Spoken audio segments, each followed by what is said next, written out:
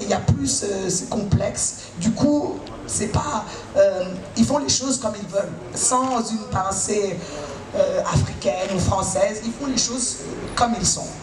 Et ça, je le ressens moi. En 16 ans, j'en ai vu des créateurs passer, j'en ai vu des modes passer, et je vois cette jeune génération qui est vraiment forte de leurs convictions, en fait africaines, mais en même temps complètement mondiales. Le Made in Africa s'exporte très bien. Peut-être pas très présent en Europe, on a commencé. Pour vous dire, moi pendant 15 ans, j'ai fait du prêt-à-porter Made in Europe en achetant un peu partout dans le monde. Depuis, on va dire 3 ans, comme elle l'a dit tout à l'heure, j'ai réussi à ouvrir 2 boutiques pour vous dire que la demande, elle est là. Donc, c'est une demande qu'on n'arrive même pas à satisfaire aujourd'hui parce que la demande est très, très, très importante. Souvent, on n'a pas des chaînes de production pour répondre à cette demande et produire en masse. Par exemple, si vous faites un vêtement, dès que vous publiez sur Instagram ou autre chose, vous visez tout le monde.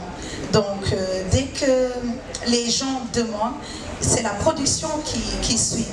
Donc, avant, moi je dis tout le temps, avant d'attaquer d'autres pays ou de voir ailleurs, il faut être fort chez soi d'abord. Et aujourd'hui, j'ai remarqué de plus en plus de, je suis au Sénégal, mais je travaille un peu dans la sous-région aussi, portent du Made in Africa avec fierté. On n'a plus, comme Adama l'a dit tout à l'heure, ce complexe de dire, voilà, j'ai un sac, ceci ou cela.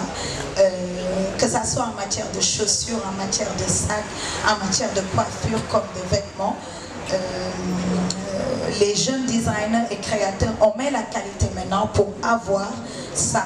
Non seulement en créant de l'emploi chez nous, comme j'ai l'habitude de le dire, un billet d'avion pour séjourner en Chine ou dans un autre pays et enrichir ces pays-là. Nous, avec un billet d'avion, on peut payer 5 ou 6 ailleurs et on produit localement avec de la qualité. Donc, ce qui manque pour avoir assez de production, comme j'ai l'habitude de le dire, c'est le suivi. Nos dirigeants, souvent un jeune créateur par exemple, aujourd'hui vous pouvez avoir une commande de 50 pièces, vous allez avoir du mal à suivre ou à produire suffisamment, tout simplement. Donc je pense qu'il faut davantage assez de formation et on avance, on y est. Même nos enfants, maintenant on fait du Made in Africa pour nos enfants, parce que moi je ne trouve pas intéressant à chaque fois quand on a besoin de quelque chose, d'aller en Europe, en Asie ou ailleurs. Et voilà, il faut travailler chez nous d'abord avant de voir autre chose. Merci. Beaucoup de choses, on est devenus plus nombreux. Ça c'est aussi, hein, avec le temps, je pense qu'on se rallie et on est devenu une plateforme que les créateurs respectent. Ça c'est quelque chose qui me fait plaisir. Et les autres plateformes aussi, comme Omeyeme qui va venir, AFI, enfin, donc on est devenu quand même une famille. Et ça, au début, c'était pas le cas parce qu'on était très peu. La qualité des créateurs aussi est quelque chose vraiment le niveau a augmenté. Et bien évidemment, la presse aussi s'intéresse de plus en plus à nous. Et je pense qu'on continue notre bonhomme de chemin en montrant ce que la mode africaine a de mieux. Mais en même temps, surtout ce qui me tient à cœur, c'est